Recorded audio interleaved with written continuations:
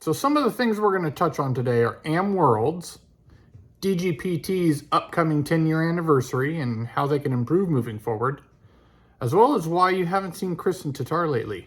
So let's talk about it. You're listening to The Disc Golf Show.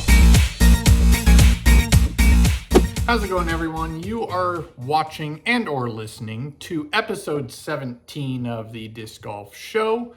It is brought to you in part by Final Nine Sports. It has two locations, one in Orangevale, California, one in Rocklin, California.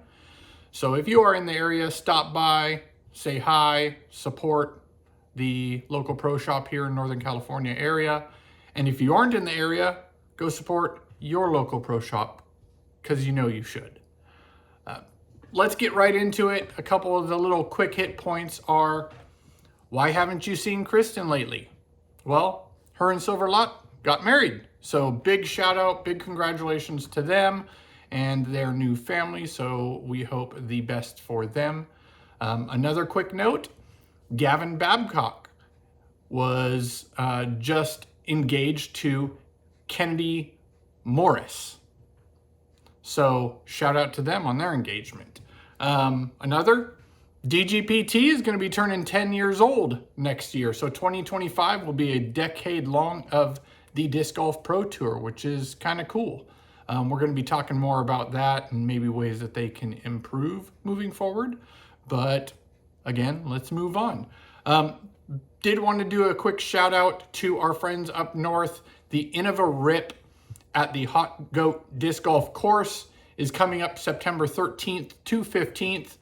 They do have some big names like Philip Brathwaite, Paige Pierce, and as well as Gannon Buhr.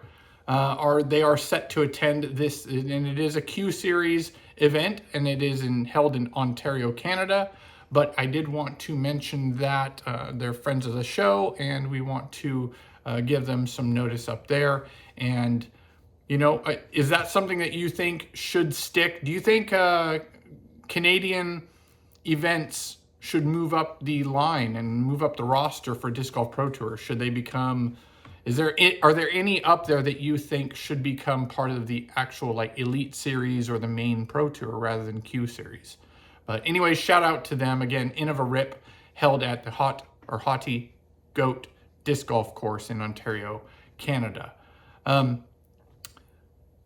Another thing that we like to watch here and there, or channel, I should say, is discgolf.law. If you haven't, go check them out. There's a lot of good information that he puts on there related to a variety of topics. And the most recent one that I specifically watched was kind of reasons why there was a rule change on hole 16 at the European Open. So there are things to think about there after watching that. Yeah, there are definitely reasons as to why that happened and why they chose to go that route that were legitimate. But does it mean I have to like it? Not really. But anyways, go check out discgolf.law on YouTube and check out that most recent video that they put up. I did want to, again, thank you to Laser Engraving and Embroidery for these goodies. And you can see they do more than just polos, like we said before. So they do these hats, which are pretty sweet. They're comfortable. They don't have any like, I've had some trucker hats where the plastic kind of comes down further than the edge of the hat and it digs into the ears if it's too far down or it's a bit more rough. But these ones, super great out of the box. So again, go check them out. Website is engravingembroidery.com. So again, go check them out for your polos, t-shirts, hats, all kinds of apparel. One last thing I did want to ask before we get into the meat of the show is go ahead and hit tap, slam, smash, whatever you want to do. Click that subscribe button. It really does help. We are only about, I think, 41 subscribers away from our upcoming giveaway, which we do have some possible goodies from Laser Engraving and Embroidery, as well as some other companies here that definitely, possibly, most likely will go into that giveaway. So do us a favor, just hit subscribe. We really appreciate it. All right, let's get into this. The events, the big events that recently happened over the past couple weeks. First one that we can touch on is the 2024 Ledgestone Open. This is an event that I do like to watch. I've realized over the past few Pro Tour events that I've been watching the live streaming on Disc Golf Network, I really enjoy water carry shots. So whether it's the second shot or off the tee, I do see that as a very enjoyable portion of the round to watch, because it brings, and especially where it's placed on the fairway or off the tee, or how large that carry is. I do really enjoy seeing those because it definitely comes into play with distance control and the ability to hit the spot that you need to hit off the tee or on that up shot or up on that fairway shot. I'm catch myself really zoning in or narrowing in on those holes when we do watch. Some of those open holes, they're fun to watch depending on how it's laid out and everything. But those water carry holes, those are super fun to watch. But let's get into it. Hole 17. Okay, so you know me, I like to critique, or constructive criticism is what I like to think of it most, because ultimately it's just my opinion, right? Nobody has to listen to it, but I like to put it out there. There were a couple things. One thing was some of the tee pads, and I know there's probably some restrictions because this, I believe, is like public property, public park. The tee pads look tiny on some of these holes. Specifically, one of them was hole 12 for FPO. It looked like it was like 4 feet wide, maybe 8 feet long. Personally, I like to see a tee pad that's a solid 6 by 12. I think that's a good size for the variable types of tee shots. So forehand, over, backhand, all those good shots. It gives you a wide placement off the tee to get your most, your best line for that tee shot. But some of those tees were small, and I'm wondering if that comes into play, the fact that it was public property, public park property. The other thing too is hole 17. Hole 17 reminded me of the drop zone on hole 16 at the European Open. It was that downhill shot. In this case, it wasn't the hay bales that were OB, but there was water behind the pin. So it's that 40-foot putt that's downhill with danger behind it. I don't know. Seeing as how European Open was prior to that event, I thought it was kind of, it's a very familiar shot. I don't know if, I didn't like the change on hole 16, but again, go check out discgolf.law on that and the reasons. And I don't know, I feel like the landing zone on hole 17 at Ledgestone, to me, yes, you want the players to be precise, and I just think you have to allow them to miss and not be penalized for it.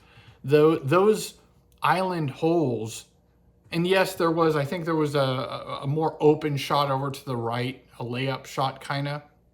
I feel like if you're trying to get them to go to that pin and have those ace runs or those pin shots where it's a drop in, you got to give them a little more room. I mean, the distance from back edge to front edge where the water was, like, I don't know, it looked like it was maybe 20 feet, 15, 20 feet. Again, difficulty to me the higher the difficulty to me doesn't necessarily mean a better hole. I think design. So don't, just because you want it to make more difficult on them, there's other ways in which to do so. But yeah, those are kind of my two little critiques on there. There's a couple others coming up, just to give you a heads up. So as for FPO, day one, if you didn't watch this, go check out, you can watch like the Jomez post coverage. You can watch the full coverage of the event on Disc Golf Network if you do have a membership to that, subscription to that. If you don't, get one. You can always do those monthly memberships that they put out for like a promotional price. I highly suggest that if you want to test it out. But yeah, so day one, Missy out the gate. She finishes first round lead by 2 strokes. Behind her are Fakis, Scoggins, and Handley. Day 2, there was a ton of movement at the top. So there was a lot of up and down between the players and who was going to be on lead card after day 2. But after a couple bogeys, it looked like Holland Handley moved into first. Even with those bogeys, she was shooting pretty strong in round 2. This was a 4-rounder, which I do like to see 4 rounds when it comes to the Pro Tour events. To me, 3, I don't know. I think for the tour events, I think it should be mandatory 4 rounds. Again, personal opinion. But you had Lisa Fikes, who ended up being 4 strokes back of Holland Handley. And then day 3, Holland maintains first place moving into the final round. A big shout out to Ella Hansen for getting an ace on hole 4. Haley King sits 4 strokes back with Own after day 3.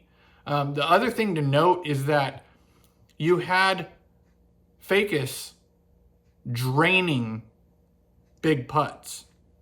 And you see her kind of at the top. I think the thing that she needs to work on most, in my opinion, is distance. If she can increase her distance, then she's going to be somebody to look out for, because when she's on putting, she's one of those people that you can't count out. You cannot count her out. Holland day 4. So final round, you have Holland Handley with a solid round to basically walk in another win. I want to say it was 7 strokes or something like that. She had a massive lead at the end. She gave herself a good cushion going into the final round. But yeah, so finally, it was good to see Lisa Fikes in second place for a finish at a DGPT event. Like I said, her drives are kind of what holds her back to being that top tier player. But again, you see with Own, she doesn't have the ton of distance. It seems to me with Own, she's getting a little more distance on her flex shots, on her drives, but you can vie for that win even without having that distance, as long as your putts. If you got your putts on and you're draining them from circle 2, anywhere in circle 2, then you're going to be a problem for the rest of the field. But yeah, so ultimately you had Holland Handley with the win at Ledgestone. One thing to note is, I don't know, I think again, when it comes to design on courses, there shouldn't be, to me, artificial obstacles. What I mean by that is you had a building that came into play with one of the holes, and I believe it's been involved in over the past several events that are held for the Ledgestone Open. But you had Jessica Weiss had her drive stuck up underneath in the building. I don't think that should be something that would be should come into play when you're off your drive. Yes, it was probably a bit of a shank, maybe, or maybe she was trying to hit a slight gap, because there were a couple spots on a couple of those holes. One of those holes has a gazebo with tables, and some people try to cut through the corner if they come up short on that hole. It's a long sweeping right-hand hole. I forget the number, so don't get mad at me for that. But it was just, I don't know. I don't like to see those type of things happen. If you're going to shank it, it should just go out. I don't think that there should be a building that is involved in any type of a shot like that for a Pro Tour event. Again, send your hate mail to nick@discgolfshow.com. Let's move on to the MPO division. So day 1, you had a tie for first after the first round. It was between Gossage, Emerson, and Dickerson. So they were leading the pack after day 1. Day 2, I swear, after I say things, it's like the pros hear it and they want to prove me wrong. Gannon Buhr had an incredibly good second round. I feel like he's definitely out there. Last show I was saying, can he be considered one of the best I still don't think he's doing great. Is he going to have one of the best seasons? Possibly. Again, I've still, and after some of his interviews, actually, it makes me like him more. I think out of the gate, when he was first coming up, I was very impressed again with his putting, solid putting from the knee. I think there's that maturity part of a person's game that needs to come into play for you to consider them to be part of that discussion of being a great player, and of course discussion of being one of the best. But he definitely was trying to step on my comment from last show. He had a really good second round, and I do think after his interviews, so let's put that to the side. Let's move forward here. So I don't know how often this happens, but after day 2, the whole lead card changed. So not one person from the lead card after day 1 was on the lead card moving into day 3. So day 2, there was a lot of shift going on there. Let's see here. Gannon ended up throwing a -10 to push into first with a 2-stroke lead going into moving day. 3 of the 4 players on the lead card all birdied. This was a good notation, statistic. 3 out of the 4 players on the lead card going into day 3 all birdied the last 4 holes. So that shows how strong you have to finish on that course and the ability to do so. So it is possible to have a very strong finish. And again, 3 of those lead card going into day 3, 3 of them finished those last 4 holes with all birdies. So big shout out to them. One of the things that was big topic over the past couple weeks was the spotter on, what hole was it? 16, I think it was. Garrett Gurthie had a roller that ended up rolling out of bounds, and then it was gonna, again, 99% sure it was gonna come back in by the way that it was flipping on its roll. And the spotter, which got a lot of heat, and these spotters seem to be getting a lot of heat when anything bad happens. I don't think it's necessarily solely a spotter's fault. I think a lot of it comes into play, the training and what is told to them from staff on how to handle shots like that. Now, there was a couple things that could have been done differently, in my opinion. One, it was like he was in between, or he thought he was in between the lines, so he moved kind of forward and jumped thinking that the roller was still going to stay low and it was going to go underneath his legs. That was not the case.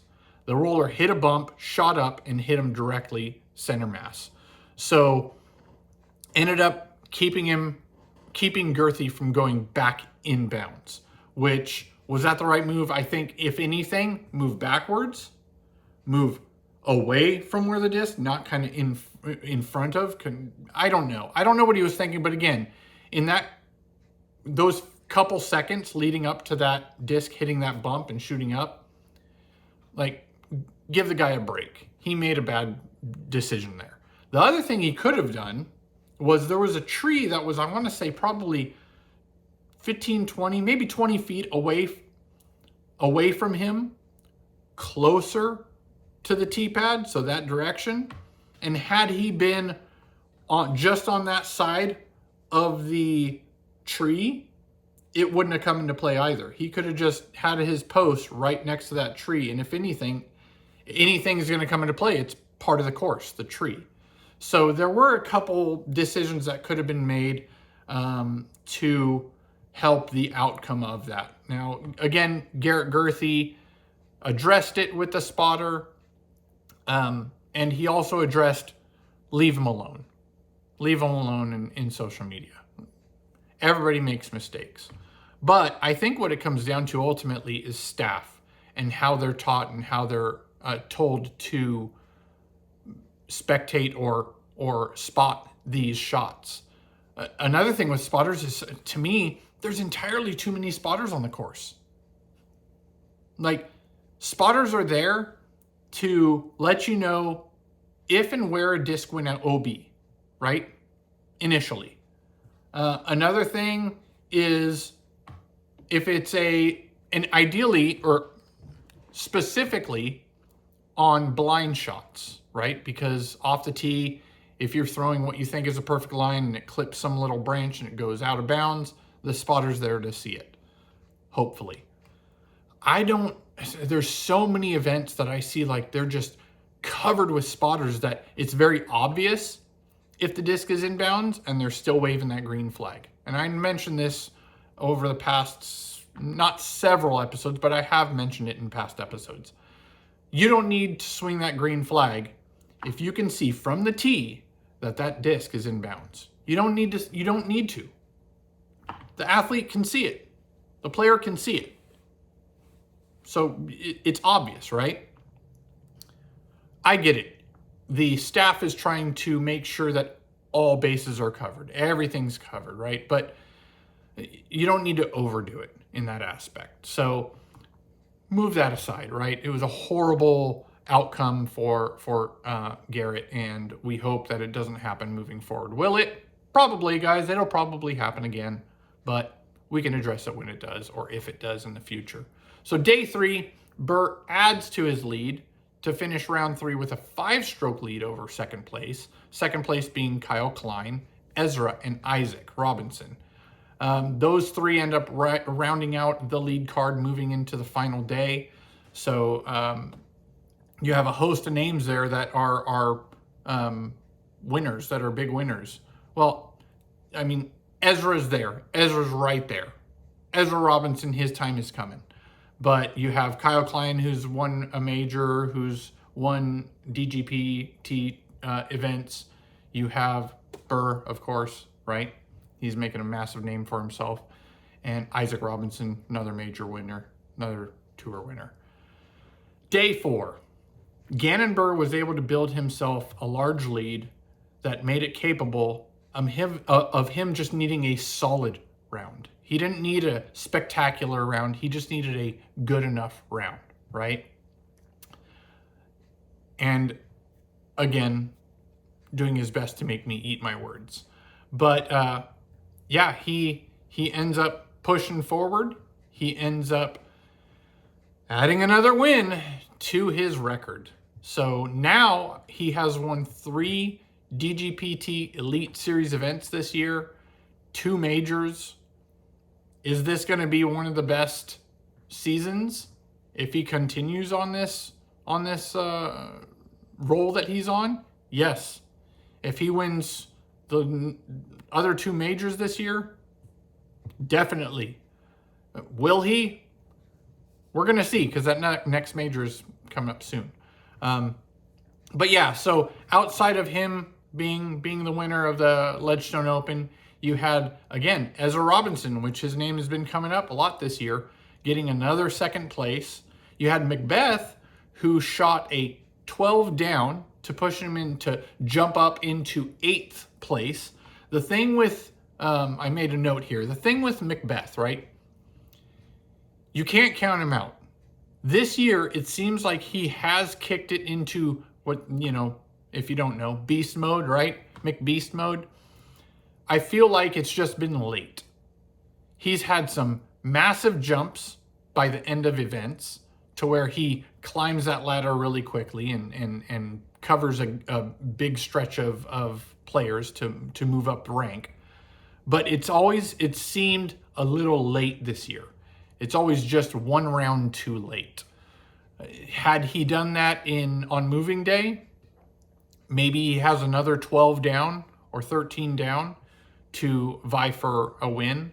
But it just seems like this year has been, I don't know, it's like he's on the verge. So again, another person that you cannot count out, because if he is on, he is dangerous. If he's on, watch out the rest of the field. They're not going to have a chance. So as for Ledgestone Open, yeah, your winners, FPO, Holland Handley, and MPO, Gannon Buhr. Moving on, you had while that was going on, you had the 2024 Jarva Open in Tuni, and that was in Jarva, Stockholm, Sweden. That was August 2nd to 4th. The winners of that, we're going to jump through these other events pretty quick here. You had FPO was Sophie Bjorlicki. Just be nice. MPO winner, Juna Heinonen. August 9th to 11th, you had the Baltic Disc Golf Championship. That was in Alutagis. Again, be nice. Vasavere, Estonia. FPO winner, Aida Letamaki. I think that's how you pronounce it. I'm going to be slaughtering these names. I know I am. MPO winner was Eetu Tuominen. And the recent major, AM major, we had the AM Disc Golf World's Championship presented by Discraft. That was held August 6th through 10th. So that just finished up a few days ago. The highlight of this, there were, I want to say, last I heard, 8 aces during this AM Worlds. And the highlight was Austin Gerke, I think it's Gerke, had back-to-back aces. And those were on holes 6 and 7. Big shout out to Austin.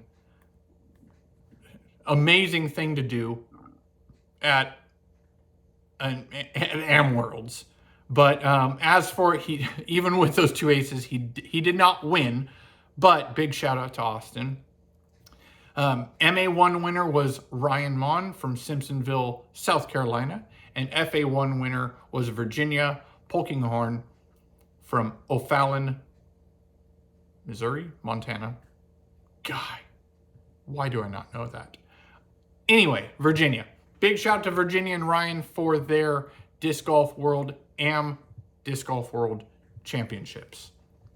So, the most recent event that just finished up was the LWS Open at Idlewild. And this was held in Burlington, Kentucky from August 9 to 11. Now, this is a 3-day event. Again, as I stated before, I do like the 4-round events, but hopefully moving forward that changes. Day 1, Owen shows that she has more control than most by getting an amazing eagle on hole 8. If you haven't seen that, it's a very difficult hole, and it was a very amazing play. It was an incredible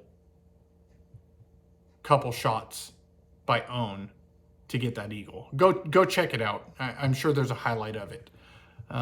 You had a shout out to Sarah Hokum for her ace on hole 9. Emily Weatherman had a fantastic first round, and she shows that she isn't a flash in the pan. She has 1 win this year and some really close podium finishes, but big shout out to Emily. As for rounding out the card, moving into day 2, you had Morgan Linz, who it was her first time on lead card. So on moving day, she got on lead card. And then also Rebecca Cox was on lead card, along with Owen Scoggins. Day 2, Emily, I don't know. She had a fantastic first round. Her second round was polar opposite. She dropped way down the leaderboard. It was sad to see. Nothing was going well for her. A lot of out of bounds, a lot of tree hits that just shot her in horrible spots. But Owen turned it on, and she ends up going into the final round with a 3-stroke lead. Another thing was that Owen's birthday. So Owen, you have this, the field is getting younger and younger, right? You have this field. The field's, you have teenagers winning Pro Tour events. Owen turns 43 this last weekend. And she ends up getting another win. So big shout out to Owen. She wins the Idlewild, and going onto the lead card for the lead round, Morgan Linz was able to stay on the lead card. So she was very, very excited. The fact that she not only made it to lead card, but she was able to stay on the lead card going into the final round. So big shout out to her. Her and her sister are climbing up the ranks. So again, Owen Scoggins takes down another DGPT event. Second place was Natalie Ryan. Third place was Sarah Hokum. So Sarah Hokum has been around disc golf for a very long time, and it's good to see her on the podium again. So shout out to Sarah, along with that ace. Great ace. As for MPO, you had Ben Calloway come out of the gates shooting a 10 down, and it was an amazing, like in this opposite of Emily's second round, Ben shot an incredible first round. Again, it kind of happened to him. Going into the second round, he did not have a very good second round. It was okay, but going into day two, the other people that rounded out that lead card was Joey Bucket, so Joseph Anderson, Barsby, and Heimberg were all on the lead card going into day two. Day two did not set well for some of those players. Barsby didn't do great. Calloway definitely didn't do great. He fell off the lead card. And Heimberg was the one who ended up kind of taking that first spot after moving day. He ended up shooting an 11 down, but he did only have a one-stroke lead going into the final round. Emerson Keith ended up getting onto the lead card, and Isaac Robinson was also Robinson. Why did I say Robinson? Isaac Robinson shot an incredible 13 down to go into solo third place. And what was cool about the lead card actually going into the final round is that it was literally one stroke off each position. So I want to say Heimberg was at 19. So it was 19, 18, 17, 16. And the final round, it was incredible all the way up until the end. It was a battle back and forth for that whole card. You had Isaac Robinson, who ended up coming out hot, shooting very solid, but there was one hole that got him. And I can't remember, I think it was like 14, somewhere around there. He ended up getting a triple bogey. He went OB twice, and his upshot didn't do well and ended up getting a triple bogey, so he lost his lead. I think he had a 3-stroke lead at that point. And it went away. One hole. Shows you how difficult the course is. And who took advantage of that? Joey Buckets and Calvin Heimberg. So they end up taking advantage of that horrible hole for Isaac Robinson. And then that battle kind of ended up falling in between Joey and Calvin. Joey, for Joey, moving into, I want to say he had a 3-stroke lead moving into hole 15. So it's the one that shoots out over a hill and it drops down towards like a creek area with an island green with a little creek that you have to shoot over. He ends up going out of bounds. Heimberg rockets one. His second shot also, big second shot. The only issue for Heimberg this event was in the final round, his putting. Had he made a few putts, it could have been a different story. But I don't know. It was fun. I would definitely suggest watching that, at least the final round coverage for MPO at Idlewild. But going into hole 18, Joey was able to get 2 strokes, a 2-stroke cushion. And he got that 2-stroke lead. So hole 16, it shrinks to 1 stroke.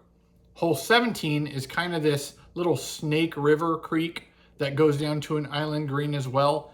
It's kind of I don't want to say gimmicky. It's a tough, straight shot, or you can have a little bailout spot down by the pin to the right. It's not a long shot, but it's a tough shot because if there's OB on the right in some spots, there's the creek that's OB all the way down the fairway. And everybody kind of got it down there, kind of had a shot for birdie.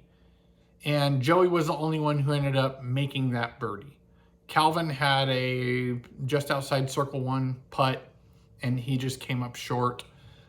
And it was just like everything was outside of hole 16, everything was kind of going Joey's way. But after that, Joey makes that birdie. He gets 2 strokes. Now, if you know hole 18 at Idlewild, it's not a given that you're going to be fine with a 2-stroke lead. If you play safe, you can just putter, par, but it's tough.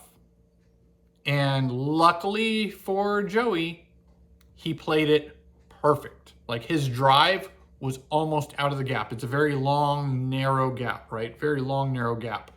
And then once you get out, there's 2 trees that are blocking the pin. So you can just hyzer around or try to get right in between them. But his drive got him just to the mouth, the end of that hallway.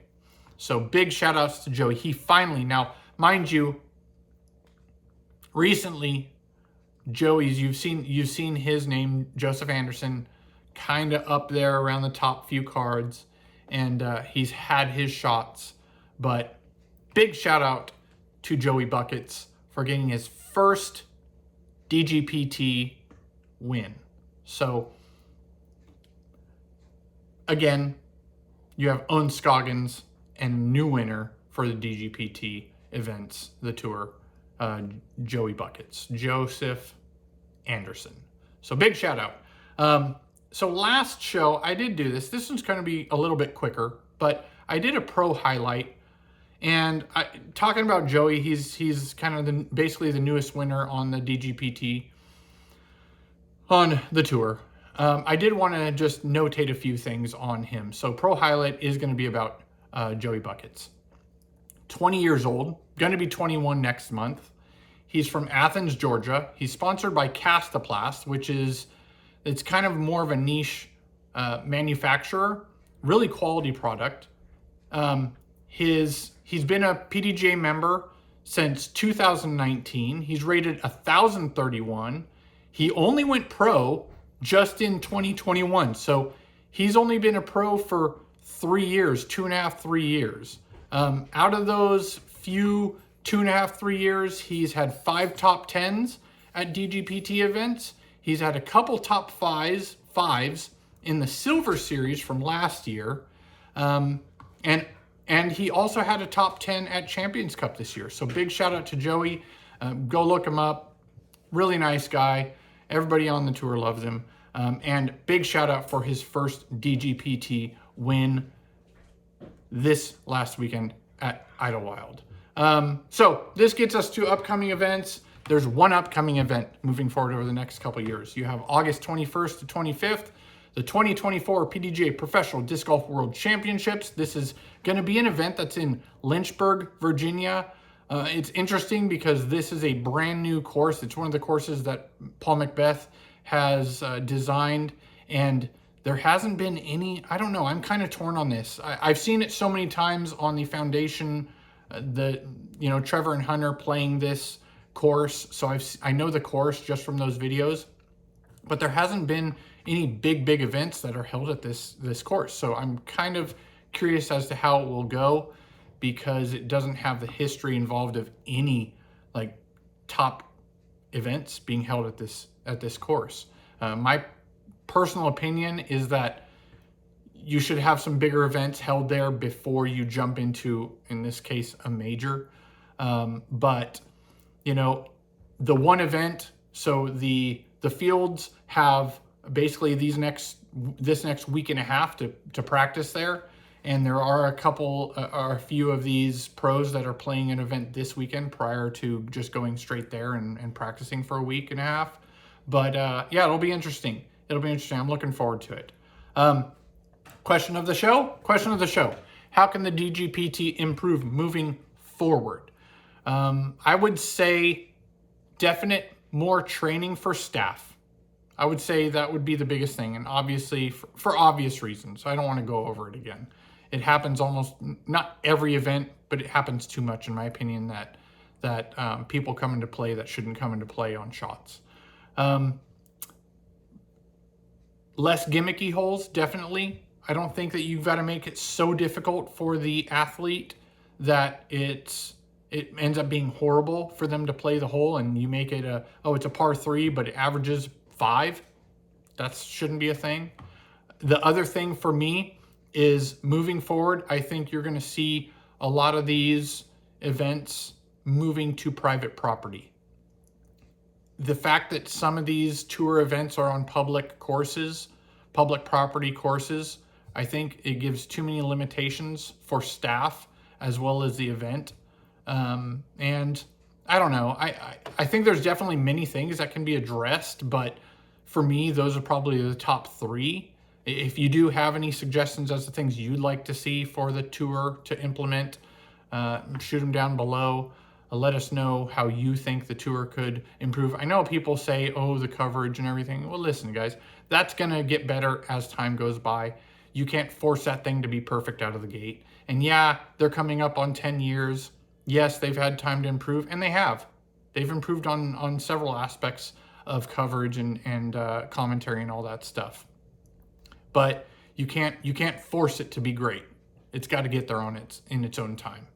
So other than that, guys, I don't know. I think big shout out to the Pro Tour. They're the ones that have kind of pushed the sport forward over the past now almost decade, coming up next year. And I think all the volunteers ultimately at these events, they have to have a big shout out given to them. So if you guys do like what we discussed, if you have any comments on what we discussed or what I discussed, sorry, it's just me again, guys. I know, I want Justin back just as bad as you. We're working on that. We're actually working on a couple other different ways to do so moving forward. But thank you for watching, listening. Couple quick notations here before we move out is Skip Ace. Currently our Skip Ace League, we have 5 people in it. Yes, it's small, but we're looking at expanding that next year. Shout out to Justin. He's kind of bumped up into 2nd place overall for this season. So big shout out to him. Ken's still dominating. Good job, Ken. Yeah, so what else, guys? What do we end up closing out with? We close out with saving money, right? So you have discdrifters.com. Big shout out to them. You have code DiscGolfShow. So go to discdrifters.com. They just implemented like a planning option. So it will help plan. You give it the event or the course, and it will lay out the flight and hotel options and all that stuff for disc golfers, specifically made for disc golfers, discdrifters.com. You use code DiscGolfShow, you get 25% off select properties. So go check that out. Who doesn't want to save a quarter of the cost on the property fees? And then as well as if you are in the market for a new disc golf bag, go check out Upper Park. Disc golf code again, Disc Golf Show.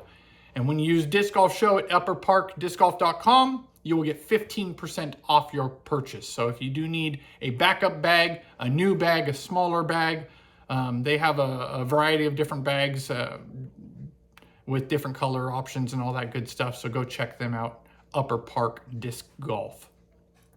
Another shout out, thank you, Laser Engraving and Embroidery. Go to engravingembroidery.com to check out the apparel options, hats, shirts, polos, all that good stuff for your events that you want to have for players packs or staff or whatnot. Go check them out.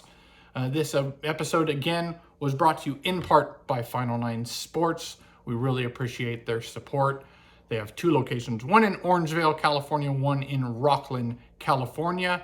And if you do want to contact us, comments, suggestions, anything like that, you can send an email to theshow@discgolfshow.com. If you have any hate mail, send to nick@discgolfshow.com. And again, click that subscribe button. And in disc golf, for Justin, in disc golf, as in life, one of these times I'm going to get it right. Aim high and let it fly, guys. Have a good one.